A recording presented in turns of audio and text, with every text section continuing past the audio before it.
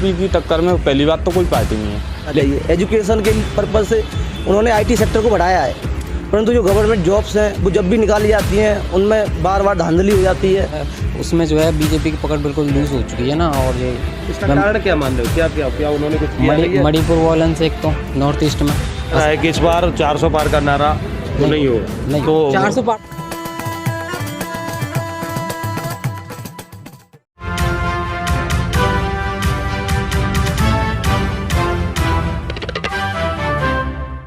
चुनाव की तारीखों के जैसे ही ऐलान के बाद सभी पार्टियां अपनी अपनी जीत के दावे करते हुए नजर आ रहे हैं।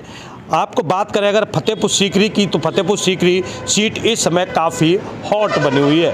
आपको बता दें फतेहपुर सीकरी पर जहां भाजपा ने एक बार फिर राजकुमार चाहर को प्रत्याशी बनाया है, तो वहीं आपको बता दें कि गठबंधन से इस बार रामनाथ सिकरवार ताल ठोकते हुए दिखाई दे रहे हैं। इसी कड़ी में अगर बसपा की बात की जाए तो बसपा पे आपको बता दें रामनिवास शर्मा ने दाव खेला है। और फतेहपुर सीकरी हॉट सीट इसलिए भी बनी हुई है कि भाजपा के फतेहपुर सीकरी के विधायक चौधरी बाबूलाल के बेटे डॉक्टर रामेश्वर सिंह ने इस बार निर्दलीय ताल ठोक दी है, जो कि सभी के समीकरण बिगाड़ते हुए नजर आ रहे हैं। अब देखने वाली बात होगी कि जहां फतेहपुर सीकरी सीट पर किसकी जीत तय होगी। तो एक बार फिर आपको बता दें कि भारत में क्या मोदी एक बार फिर हैट्रिक बना पाएंगे या इस बार देश को नया प्रधानमंत्री मिलेगा। तो जानते हैं युवाओं से। आज हम पहुंचे हैं आगरा ग्वालियर रोड के श्री कृष्णा, आपको बता दें कि श्री कृष्णा लाइब्रेरी के बीच, और यहाँ युवाओं से वार्ता करेंगे कि इस बार देश के प्रधानमंत्री किसको बनाना चाहते हैं और किसको फतेहपुर सीकरी की सीट पर एक बार फिर सांसद बनाना चाहते हैं। क्या नाम है आपका? सर शिशुपाल नाम है मेरा। शिशुपाल जी, क्या देख रहे हो, किसको प्रधानमंत्री बनाना चाहते हो इस बार? सर अगर प्रधानमंत्री की बात करें तो देखो सीधा साफ दिख रहा है कि कोई बीजेपी की टक्कर में पहली बात तो कोई पार्टी नहीं है। लेकिन बीजेपी की बात करें तो युवाओं के हित के बारे में बीजेपी ने अभी तक इतने साथ 2 साल उन्होंने 2 बार कार्यकाल पूरा कर लिया है, कुछ सोचा नहीं है। एक बार यूपी सरकार ने यूपी पुलिस की वैकेंसी दी हुई थी, उसमें पेपर लीक होने के कारण वो भी पूरी भर्ती नहीं हुई है। युवा ये तो बहुत ज़्यादा परेशान है, जिसकी वजह से युवाओं में थोड़ा बीजेपी को लेकर आक्रोश है। तो क्या देख रहे हैं, क्या किस प्रकार की संभावनाएं तलाश रहे हैं? संभावना ये है सर, अगर अपने पर्टिकुलर सांसद की बात करें, राजकुमार चाहर हैं जो पिछले कार्यकाल में सांसद हुए थे, उन्होंने हमारे क्षेत्र में कोई भी विकास किया नहीं है। तो अब देखो ये चुनावी मतदान है, वोट देखेंगे, जो युवाओं के हित के बारे में सोचेगा हम उसे वोट देंगे। क्या लग रहा है बीजेपी में जो प्रधानमंत्री या मुख्यमंत्री है वो युवाओं के लिए कुछ कर रहे हैं? क्या सोच रहे हो? जी सांसद कुछ नहीं कर रहे हैं। नहीं, मैं प्रधानमंत्री और मुख्यमंत्री की बात कर रहा हूँ। प्रधानमंत्री की बात करें तो हाँ वैकेंसी दे रहे हैं, ऐसी बात नहीं है, लेकिन थोड़ी बहुत यूपी सरकार को सोचना चाहिए कि युवाओं के हित के बारे में थोड़ा ज़्यादा सोचे। इस बार कह रहे हैं, सरकार का कहना है कि इस बार 400 पार। तो कैसे 400 पार का नारा पूरा होगा? देखो 400 पार ये सीट बीट तो युवाओं के हित के बारे की बात नहीं है। वैसे कि सीट 400 पार होंगी या ना होंगी इसके बारे में कुछ कह नहीं सकते हैं। दूसरी पार्टी भी ऐसी बात नहीं है, वो भी कमज़ोर नहीं है, लेकिन 400 पार मुश्किल है। लेकिन हाँ सरकार शायद बीजेपी की बने, संभावना लग रही है। हमारे साथ और भी युवा मौजूद हैं, जानने का प्रयास करेंगे। क्या कुछ नाम है आपका? कृष्णकांत रावत। कृष्णकांत रावत जी, क्या देख रहे हो, किसको प्रधानमंत्री बनाना चाह रहे हो और क्या हैट्रिक बनेगी या कोई नया चेहरा इस बार प्रधानमंत्री बनेगा? हमारे यहाँ तो बीजेपी का ही बोलबाला है अभी तक तो, क्योंकि जो दूसरा विपक्ष है उसने जिस प्रकार से गठबंधन बनाया है इंडी करके, उसकी हमें उम्मीद ही नहीं है। क्योंकि एक व्यक्ति के विपक्ष में अगर आप सब लोग एक साथ हो आ रहे हो तो इसका मतलब तो यही है, सब लोग कह सकते हैं कि उसमें कुछ ना कुछ बात है। दूसरी बात यह है कि सरकार को इस बात सोचना चाहिए कि युवाओं के लिए उन्हें क्या करना चाहिए। एजुकेशन के पर्पज़ से उन्होंने आईटी सेक्टर को बढ़ाया है, परंतु जो गवर्नमेंट जॉब्स हैं वो जब भी निकाली जाती हैं उनमें बार बार धांधली हो जाती है, उन्हें बार बार री एग्ज़ाम कराना पड़ता है। ये हर जगह हो रहा है, तो इस री एग्ज़ाम को रोकें, वैकेंसी को निकाल लें, लेकिन उससे पहले हमें सुविधाएँ ऐसी करनी चाहिए जिससे कि हमें री एग्ज़ाम की नौबत ना आए। सरकार तो फिर आनी है, उन्हीं की आनी है, क्योंकि यहाँ जो यूपी में योगी सरकार ने किया है वो शायद कोई और नहीं कर सकता, और बहुत अच्छा है, उन्हीं का होगा, बीजेपी का ही। तो इंडिया गठबंधन का कोई फर्क दिखाई देगा, नहीं देगा? नहीं, मुझे नहीं लगता इंडिया गठबंधन का कोई फर्क दिखाई देगा, क्योंकि उन्होंने जो कांग्रेस है या और भी जो पार्टियाँ उनके साथ सम्मिलित हुई हैं, उन्होंने कभी एजुकेशन को मुद्दा उठाया ही नहीं। उन्होंने बस बातें करी हैं, बेरोजगारी की बात करी है, लेकिन उनके लिए क्या कदम उठाएं सरकार, उसके लिए कभी जागरूक ही नहीं किया। वो बताएं कि उन्होंने क्या कदम उठाने चाहिए। वो बात करते हैं ईवीएम की, वो बैलेट पेपर की बात कर देते हैं, लेकिन वो ये नहीं बताते कि उसका सॉल्यूशन क्या है। सॉल्यूशन बताएं सरकार, अगर सॉल्यूशन सरकार को पता होगा तो वो करेगी, लेकिन उन्हें सॉल्यूशन के बारे में कुछ पता ही नहीं है। वो सिर्फ वोट बैंक के लिए ये सब अपना प्रचार प्रसार करते रहते हैं और कुछ नहीं है। तो क्या लग रहा है इस बार 400 पार का नारा सफल होगा? हाँ, मुझे तो बिल्कुल उम्मीद है कि बीजेपी का इस बार 400 पार का नारा जरूर सफल ही होगा। अगर बात फतेहपुर सीकरी की जाए तो क्या कहना चाहोगे? फतेहपुर सीकरी से जो हमारे कैंडिडेट हैं राजकुमार चाहक, उनका जीतना तय है। कितने वोटों से जीतेंगे लगभग वो? इस बार थोड़ा पिछली बार से मुझे लगता है कंपैरिजन थोड़ा सा रहेगा, क्योंकि इस बार कुछ सिचुएशंस ऐसी आई हैं, तो शायद ऐसा लगता है कि पिछली बार थोड़ा अंतर पड़ जाए, लेकिन जीतना उनका तय है। हमारे साथ और भी युवा मौजूद हैं, क्या कहना चाहोगे? क्या कुछ है उनके मन में? क्या नाम है आपका? सौरभ से। सौरभ जी, क्या देख रहे हो, किसको प्रधानमंत्री बनाना चाह रहे हो? क्या हैट्रिक लगेगी या राहुल गांधी इस बार वो तो सर जनता बताएगी हैट्रिक लगेगी या नहीं लगेगी, वो तो जनता के ऊपर है।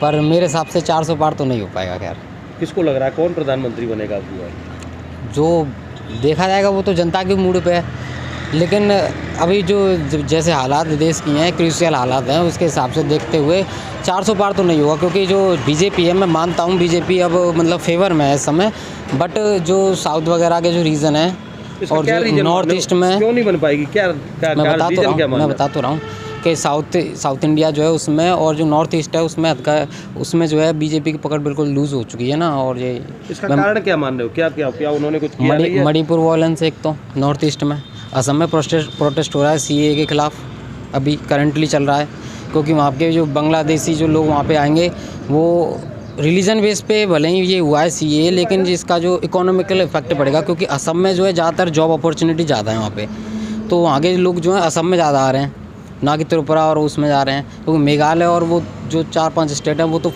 शायद 5th-6th शेड्यूल में है, वहाँ पे तो वो जाएंगे नहीं, वहाँ पे तो जगह वगैरह खरीद नहीं सकते, ना जॉब कर सकते हैं, तो ज़्यादातर असम में आएंगे। इसके लिए असम में प्रोटेस्ट हो रहा है, मणिपुर में वायलेंस हो रहा है, साउथ में तो खैर कांग्रेस की भी इतनी अच्छी पकड़ नहीं है, बीजेपी तो खैर दूर की बात है।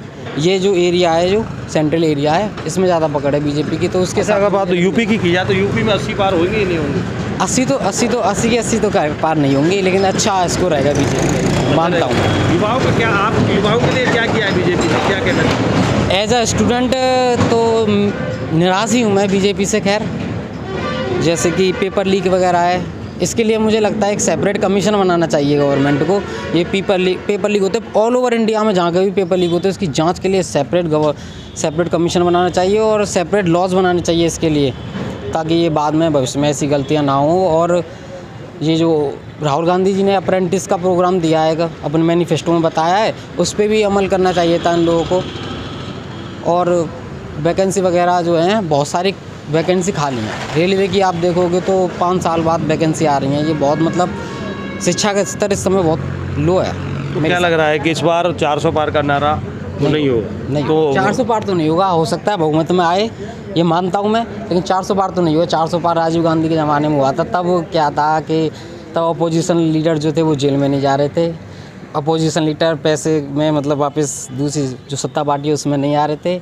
उस समय की बात अलग है, इस समय की बात अलग है। नहीं, आज केजरीवाल को लेकर क्या कहना चाह रहे हो? जैसे अभी आपने कुछ कहा, पहली बार हुआ है देश में, एक सिटिंग सीएम को जेल में डाल दिया गया है, तो मतलब मैंने तो पहली बार देखा है। क्या लग रहा है, ये गलत किया है कि सही किया है? क्या लग रहा है? उन पर आरोप है कि उन्होंने भ्रष्टाचार किया, शराब में घोटाला किया, क्या कहना चाहोगे? घोटाला किया है। एक तो इन्होंने ईडी की जो 2018 में जो ईडी की जो लॉज थे उसमें वो किया था, इन्होंने संशोधन किया था उसके हिसाब से कि पहले जेल, उसके बाद में ट्रायल चलेंगे। पहले क्या था कि ट्रायल चलते थे, उसके बाद में जेल होती थी, अब पहले जेल होती है फिर ट्रायल चलते हैं। तो इस हिसाब से मतलब इन्होंने इसीलिए ये सब कुछ किया था। 2019-20 में किया था मेरे हिसाब से वो। तो उसका इफेक्ट अब चुनाव के टाइम पे क्यों पड़ रहा है? चुनाव के टाइम पे ये क्यों किया गया? तो क्या लग रहा है, बीजेपी इस बार सत्ता में नहीं आ सकती है? सत्ता में आ सकती है, वो तो जनता के ऊपर है, लेकिन 400 बार तो खैर नहीं होगा। क्या हमारे साथ और भी युवा मौजूद हैं, हम जानने का प्रयास करेंगे उनसे क्या कुछ कहना चाहेंगे इन सब को लेकर। क्या नाम है सर आपका? सूरज चौधरी। चौधरी साहब, क्या लग रहा है इस बार प्रधानमंत्री तो मोदी आएगा, वो तो साफ दिख रहा है, पर जितना बहुमत पहले था उतना नहीं है इस बार। इतना कम होगा? कम होने का क्या कारण है? कम होने का यही कारण है, किसान आंदोलन रहा अभी, और फिर अभी परीक्षाएं लीक पे लीक होती जा रही हैं, स्टूडेंटों को आंदोलन कर रहे हैं। तो यही है, साफ रीजन दिख रहा है। और सरकार तो वही आनी चाहिए जो बच्चों के हित में, किसानों के हित में जो काम करेगी वो। हमारे माध्यम से सरकार से क्या कहना चाहोगे, क्या क्या करना चाहिए सरकार को यही करनी चाहिए, कमेटी का अच्छा गठन करे। ये परीक्षाएं लीक हो रही हैं बार बार, ये नहीं होनी चाहिए। पहले नंबर तो बच्चा युवा जो है बहुत विरोध कर रहा है, सीधी सी बात है। और रही अपनी फतेहपुर सीट राजकुमार चार, वो तो 5 साल के कार्यकाल में कभी लौट के गांव में आए नहीं, ना तो कोई वो कह रहा है, तो उनकी तो उम्मीद नहीं है इस बार। और रही जनता के ऊपर, देखो तो फिर कौन जीत रहा है इस बार? अगर बात की जाए तो जीत कौन रहा है फिर? देखो पार्टियां जीतती हैं, कोई किसी से कोई किसी से। अब जनता के ऊपर है। अब हमारा कहे तो हमें तो मोदी दिख रहा है अभी तो प्रेजेंट में। बीजेपी पिछली बार भी बीजेपी को सपोर्ट किया था, इस बार भी कर रहे हैं, लेकिन विरोध भी बहुत हो रहा है बीजेपी का। ऐसी बात नहीं है विरोध नहीं हो रहा है। तो पिछली बार जो बहुमत था उस बहुमत से नहीं जीतेगी बीजेपी, इतना तय है। मतलब आपका क्या मानना है, आप बीजेपी को सपोर्ट कर रहे हैं? हाँ, हम तो बीजेपी को सपोर्ट कर रहे हैं, हमारी फैमिली। लेकिन जो जिस तरीके से विरोध हो रहा है बीजेपी का, और भी उस तरीके से बीजेपी जो पिछली जीती थी अब नहीं जीतेगी इतनी वोटों से, इतना कहना है बस। अच्छा, हमारे साथ और भी लोग हैं, उनसे भी जानने का प्रयास करेंगे क्या कुछ कहना चाहेंगे और क्या लग रहा है उनके मन में, किस प्रकार की विचारधारा है। युवा है, नौकरी मिल रही है या नहीं मिल रही। उन्होंने जैसे कि अभी आपने जाना, कुछ युवाओं ने बताया कि जिस प्रकार पुलिस की भर्ती निकली और उसमें परीक्षा लीक हो गई, तो कहीं ना कहीं उसका भी उनको असर देखने को मिल रहा है और काफ़ी युवाओं को उम्मीद है। क्या नाम है आपका? अनूप कुमार जी।